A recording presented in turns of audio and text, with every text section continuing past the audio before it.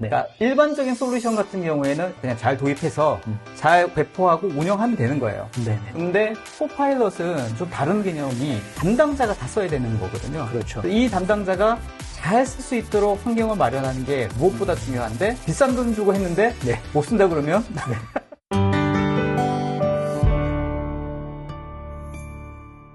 그 마이크로소프트의 코파일럿 관련돼서도 간단히 어떤 게 좀 업데이트되는지 소개를 좀 해주시면 좋을 것 같습니다. 몇 가지 업데이트된 내용이 있지만 뭐 대표적인 것은 한국어 지원에 대한 네. 부분입니다. 네.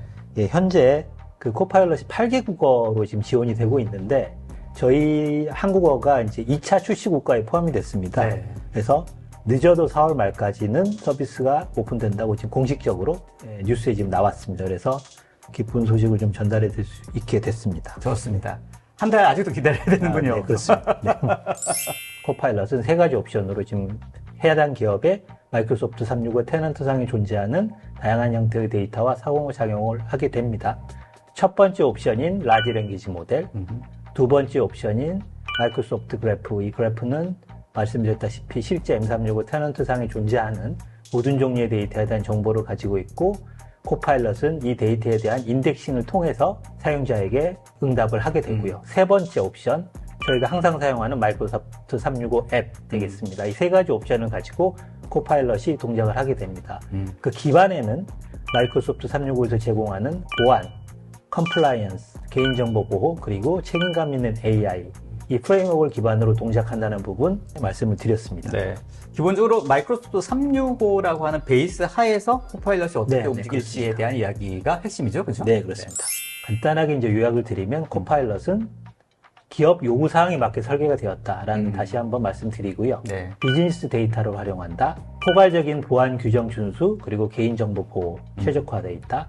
또 데이터는 보안 파티션을 벗어나지 않고 LLM 교육 목적으로 사용되지 않는다라는 부분들. 네. 그리고 매일 여러분이 사용하시는 앱에 통합되어 있다라는 부분들 말씀드렸고요. 이 코파일럿이 주는 결과물은 바로 적용이 되는 게 아니라 개인 사용자나 관리자가 항상 제어가 가능하다. 네. 모든 마지막 결론은 사용자가 내린다는 것 다시 한번 강조드리겠습니다. 그리고 코파일럿은 사용자가 질문하는 부분, 그런 프로세스들을 학습하면서 보다 정교한 작업과 쿼리를 수행할 수 있다는 부분 다시 설명을 드리겠습니다. 그리고 중요한 부분이 이제 이런 데이터가 학습이 안 된다. LLM에. 네네. 실제로 학습되고 업데이트되는 거는 이 프로세스. 그렇습니다. 내가 프롬프트를 통해서 하는 이 프로세스는 계속 맞습니다. 업데이트가 된다라는 네, 말씀이십니다. 질문을 어떻게 하느냐, 질문의 디테일에 따라서 결과물들이 달라진다. 맞습니다. 보시는 코파일럿은 기업용 AI 옵션이기 때문에 아무래도 업무와 관련된 정형화된 질문들이나 예제들이 존재하게 됩니다. 그리고 그 부분들을 잘 익히시면 원하시는 답변들을 잘 받을 수 있게 되고요. 첫 번째로 보시면 what으로 시작하는 질문들이 있겠고요. 네. 두 번째는 write나 summary로 시작하는 혹은 create로 시작하는 문서나 작성하는 부분이 뭘 만들어 달라. 뭘 만들어 달라. 뭔가 요약해 달라. 라는 이런 류의 이제 명령어들이 있을 수 있습니다. 네. 그다음에 체크라고요. 체크로 시작하는 어떤 이런 문서를 뭐 검사를 해달라. 뭐 일관성 검사라든지 뭐 오류를 찾아달라. 이런 체크라는 명령어가 있을 수도 있고. 그 다음에 이제 트랜스폼. 뭐 문서로 변환해달라. 워드를 파워포인트로 네, 바꿔달라. 이런 트랜스폼이라는 그 단어를 쓰면서 질문할 수도 있겠고요. 네. 마지막으로 뭐 provide라는 것도 있는데 결국은 이런 한 대여섯 가지의 주 명령어들이 기본적으로 정형화된 질문들이라고 보실 수 있겠습니다. 알겠습니다. 코파일럿이 최고 품질의 답변을 제공하도록 하려면 프롬프트 작성할 때 어떠한 요소들을 포함시키면 좋을지 이제 우리가 고민해 볼 수 있죠. 마이크로소프트에서는 크게 이제 4가지 구성 요소를 프롬프트에 포함시키도록 권장을 하고 있습니다. 네 가지가 뭐냐면 첫 번째 이제 목표죠. 주요 내용입니다. 뭘 원하느냐, 어떤 답변을 원하느냐고. 두 번째는 상황, 이제 컨텍스트라고 하는데 영어로. 예를 들면은 3개에서 5개 정도의 주요 항목을 생성하여 내가 클라이언트 X의 회의에서 3번째 단계 브랜드 캠페인에 대해서 논의할 수 있도록 준비해줘. 네. 녹색에 대한 부분이 되겠습니다. 이런 상황들, 네, 내가 뭐에 필요한지에 대한 그렇죠. 어떤 그런 상황들을 그렇죠. 설명해주면 더 좋다. 예. 왜 그것이 필요하며 누가 관련되어 있는지 이런 구체적인 상황을 명기를 해주면 좋다라는 거죠. 저렇게 했을 때 보다 더 정확한 그렇죠. 답을 줄 수 있다는 말씀이신 거죠? 네. 세 번째는 이제 기대죠. 어떻게 코파일럿이 응답하기를 원하느냐. 예를 들면 지금 보시면 빨간 표시로 내가 빠르게 파악할 수 있도록 단순한 언어를 사용해달라. 그러니까 언어의 종류도 선택할 수 있다는 네, 거죠. 네, 그러니까 네. 명시를 해달라는 네. 거죠. 이런 부분. 네 번째는 출처를 명기해달라는 겁니다. 중요하죠. 그렇죠. 어떤 정보나 예시를 코파일럿이 사용하게 할 것이냐에 대한 얘기인데요.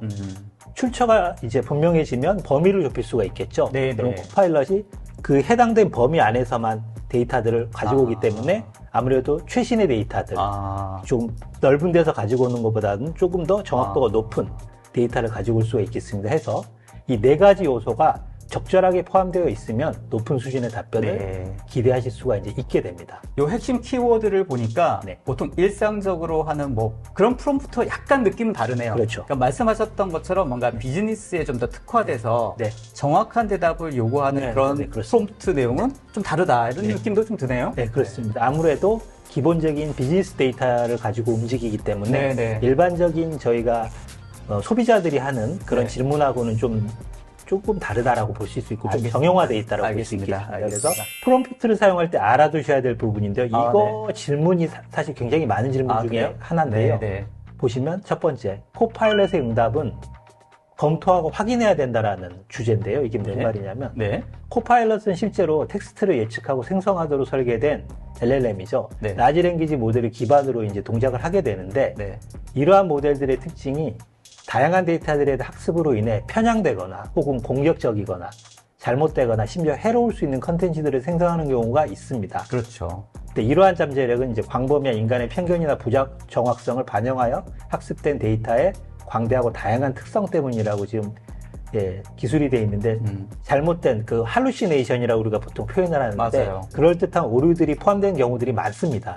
근데 기업에서는 그러한 부분이 굉장히 리스크하기 때문에 맞습니다. 그래서 기업에서는 필요한 경우에 코파일럿이 응답한 데이터에 대해서 한 번 더 크로스 체크가 필요한 부분이라는 부분 다시 한번 강조드리는 부분이 있습니다. 알겠습니다. 중요한 의사결정을 내릴 때는 네. 완전히 AI에 의존하는 것보다는 네. 한 번은 크로스 체크해 부분 필요하다라는 부분 말씀드리는 알겠습니다. 네. 두 번째 똑같은 질문하면 똑같이 답하나요? 네. 그렇지 않고요. 네. 똑같은 질문을 하더라도 그때그때 인덱싱에 대해서 인덱싱 데이터가 다를 수 있기 때문에 네.